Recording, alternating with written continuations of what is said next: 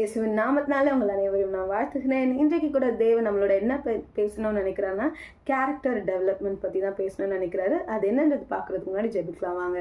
இயேசுப்பா, அந்த நாளுக்காக நன்றி கர்த்தாவே. இன்றைக்கும் நீர் பேச போகிற வார்த்தையை எங்களுக்குள்ள செய்யட்டும் அப்பா. அப்பா, எங்களோட பழைய சுபாவங்கள் எல்லாம் ஒழிந்து போகட்டும் ஆண்டவரே. உமக்குள்ள எங்களை புது சிருஷ்டி ஆக்கிட்டீங்க. ஆனால் திரும்ப எங்களுக்குள்ள எங்கே பழைய காரியங்கள் எட்டி பார்க்கும்போது இயேசுப்பா, அதை முடக்கி உம்முடைய பிள்ளைகளை வாழ இன்றைக்கு எங்களுக்கு வேத வசனத்திலிருந்து எங்களுக்கு அப்பா நீரே உபதேசிங்க. இயேசுவின் நாமத்தினால் ஜெபிக்கிறேன். ஆமென், ஆமென். இன்றைக்கு தேவன் நம்மளுக்கு கொலோசியர் 3:14 வரைக்கும் அதுல இருந்து நம்மளுக்கு சொல்லித்தர போறாரு. ஸோ நம்ம வாசிக்கலாம். ஆகையால் நீங்கள் தேவனால் தெரிந்து கொள்ளப்பட்ட பரிசுத்தரும் பிரியருமாய் உருக்கமான இரக்கத்தையும் தயவையும் மனத்தாழ்மையும் சாந்தத்தையும் நீடிய பொறுமையும் தரித்து கொண்டு. ஓகே, ஒன்னொன்னா நம்ம வாசிக்கலாம். நம்ம தேவனால் தெரிந்து கொள்ளப்பட்டவர்களா இருக்கிறோம்ல. நம்ம பாவத்துல இருந்தோம், ஆனா தேவன் அவரோட கிருபையினால அவர் என்ன பண்ணாரு, நம்மளுக்காக ரத்தம் சிந்தி நம்மள ஒரு புது சிருஷ்டியா மாத்திட்டாரு. பாவிகளா இருந்த நம்மளை நீதிமான் ஆக்கிட்டாரு. நம்மளுக்கு நீதியின் வஸ்திரத்தை தரித்து கொண்டு நம்மளோட பழைய சுபாவங்கள் எல்லாத்தையும் மாண்டு மடிய செய்து நம்மள ஒரு புது சிருஷ்டியா மாத்திருக்காரு. He has made us into a new creation. கரெக்டா? ஆனா அநேக நேரத்துல என்ன ஆகுது அப்படின்னு நீங்க பாத்தீங்கன்னா, நம்ம தேவனுக்குள்ள வந்துடுறோம், புது சிருஷ்டியால மாறிட்டு நம்ம வந்துடுறோம். ஆனா திரும்ப நமக்குள்ள இந்த பழைய சுபாவங்கள் எட்டி பார்க்குறது, கோவமோ கசப்போ பொய் சொல்றதோ இல்ல திரும்ப பாவத்துல விழுறதோ, எதுல இருந்துலாம் தேவன் நம்மளை மீட்டு கொண்டாரோ அதை நம்ம திரும்ப செய்ய ஆரம்பிக்கிறோம். ஆனா இன்றைக்கு நம்மள ஒரு விஷயம் நம்மள பரிசோதனை பண்ணி பார்ப்போம்.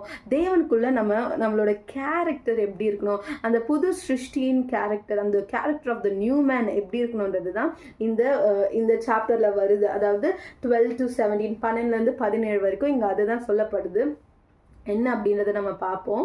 அது நான் ஃபர்ஸ்ட்ல நம்ம எப்படி இருக்கணுமா, தேவனுடைய ஜனங்களா நம்ம எப்படி இருக்கணும்னா, உருக்கமான இரக்கத்தையும் தயவையும் மனத்தாழ்மையும் சாந்தத்தையும் நீடிய பொறுமையும் தரித்து கொண்டு.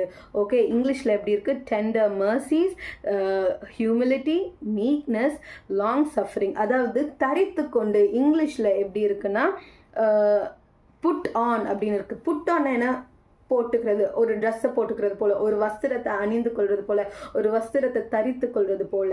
அப்போ இந்த இடத்துல நம்ம என்ன தரித்து கொள்ளணுமா, இரக்கத்தையும் தயவையும் மனத்தாழ்மையும் சாந்தத்தையும் நீடிய பொறுமையும் நம்ம தரித்து கொள்ளணுமா. That should be like a dress. ஓகேவா? இது இல்லாம நம்ம எங்கேயும் கிளம்பவே கூடாது. அந்த மாதிரி அடுத்து ஒருவரை ஒருவர் தாங்கி ஒருவர் பேரில் ஒருவருக்கு குறைபாடு உண்டானால் கிறிஸ்து உங்களுக்கு மன்னித்தது போல ஒருவருக்கொருவர் மன்னியுங்கள். நம்ம நம்ம என்ன பண்ணணுமா, ஒருவரை ஒருவர் நம்ம என்ன பண்ணணும், மன்னிக்கணும். கிறிஸ்து நம்மளை எப்படி மன்னிக்கிறாரோ, நம்ம இயேசுக்குள்ள வர்றதுக்கு முன்னாடி நம்ம ரொம்ப கோபமா இருக்கிறவர்களா இருந்திருக்கலாம், மன்னிக்காம இருந்திருக்கலாம். ஆனா இன்றைக்கு நம்ம இயேசுக்குள்ள வந்ததுனால இந்த மன்னிப்பு நம்மளுக்கு நேச்சுரலாக வரணும். ஒருவேளை மன்னிக்க கடினமாக இருந்ததுன்னா தேவனிடத்துல அதுக்கு உதவி கேளுங்க. அதே மாதிரி 14, இவை எல்லாவற்றின் மேலும் பூரண சர்க்குணத்தின் கட்டாகிய அன்பை தரித்து கொள்ளுங்கள். Next, but above all these things put on love which is the bond of perfection. நம்மளோட கேரக்டர் கம்ப்ளீட்டாக டெவலப் ஆகணும். கிறிஸ்துக்குள்ள நம்ம அந்த புது மனிதனின் அந்த கேரக்டர் கம்ப்ளீட்டாக டெவலப் ஆகணும் அப்படின்னா இந்த பூரண சர்க்குணத்தின் கட்டாகிய the bond ஆஃப் பர்ஃபெக்ஷன். அதாவது என்னன்னா அன்பு இல்லைன்னா எதுவுமே இல்லைன்னா தேவன் அன்பா இருக்கிறாருல்ல. ஸோ அவர் அன்பா இருக்கிறது போல நம்ம இந்த எல்லா சுபாவங்களும் அதோட பேஸ் என்னவா இருக்கு, அன்பா இருக்கு. இதை நம்ம தரித்து கொள்ளணும். எப்படி நம்ம இயேசுக்குள்ள வர்றதுக்கு முன்னாடி நம்ம எப்படிலாம் நம்ம இருந்திருப்போம், அதுக்கப்புறம் இயேசுக்குள்ள வந்துட்டு அப்புறம் நம்ம எப்படிலாம் மாறி இருப்போம், அந்த மாதிரி தான் நம்மளோட பழைய சுபாவங்கள் எல்லாத்தையும் ஆண்டவர் மாற்றணும்னு விரும்புறாரு. அதை எதனால நம்ம ரீப்ளேஸ் பண்ணணும், இந்த குணங்களால. தரித்து கொள்ளுங்க. ஒரு வஸ்திரத்தை போட்டுக்கொள்வது போல தரித்து கொள்ளுங்க. நம்ம வஸ்திரம் போடாம நம்ம எங்கன்னா போகவே மாட்டோம்ல.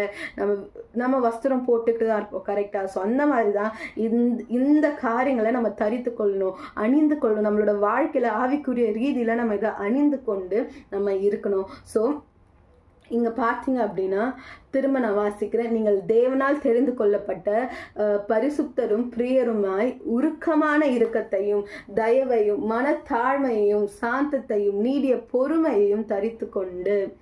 ஒருவரை ஒருவர் தாங்கி ஒருவர் பேரில் ஒருவருக்கு குறைபாடு உண்டானால் கிறிஸ்து உங்களை மன்னித்தது போல ஒருவருக்கொருவர் மன்னியுங்கள். இவை எல்லாவற்றின் மேலும் பூரண சர்க்குணத்தின் கட்டாகிய அன்பை தரித்து கொள்ளுங்கள். ஆமென். ஸோ அப்படி இருக்கும்போது என்ன ஆகுது அப்படின்னு பார்த்தீங்கன்னா, இப்படி நம்ம வாழ்றோம் இந்த சுபாவங்களை நம்ம தரித்து கொள்ளும் போது 15ஆம் வசனம், தேவ சமாதானம் உங்கள் இருதயங்களில் ஆழ கடவுது. இதற்கென்று நீங்கள் ஒரே சரீரமாக அழைக்கப்பட்டீர்கள். நன்றி அறிதலுள்ளவர்களாயும் இருங்கள்.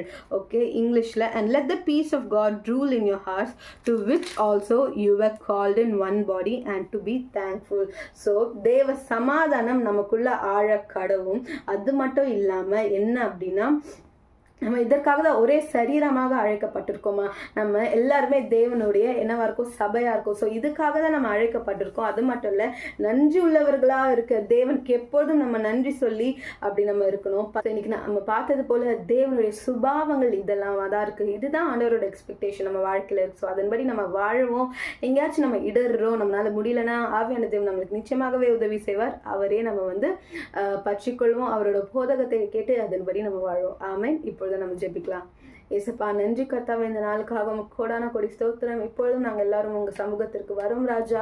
ஏசப்பா ஆண்டவரே, இதுல போட்டிருக்கிற இந்த சுபாவங்கள் எங்களுக்குள்ள இருக்கட்டும். எங்களோட அப்பா அந்த கேரக்டரை உமக்குள்ள பரிபூர்ணமாக்குங்க. அந்த அன்பின் கட்டாகிய ஏசப்பா, அதனால எங்களை பரிபூர்ணமாக்குங்க ஆண்டவரே. அப்பா பூர்ண சர்க்குணத்தின் கட்டாகிய அன்பு எங்களுக்குள்ள இருக்கட்டும் ராஜா. எல்லாருக்காகவும் நான் உங்க இடத்துல வரேன் ஏசப்பா. அந்த நீடிய பொறுமை, அந்த சாந்தம், அப்பா அந்த உருக்கமான இரக்கம் ஆண்டவரை மன்னிக்கிறது, இதெல்லாம் எங்களுக்குள்ள இருக்கட்டும். இயேசுவின் நாமத்தினால் ஜெபிக்கிறேன். ஆமென். ஆமென். God bless you. Have a great day.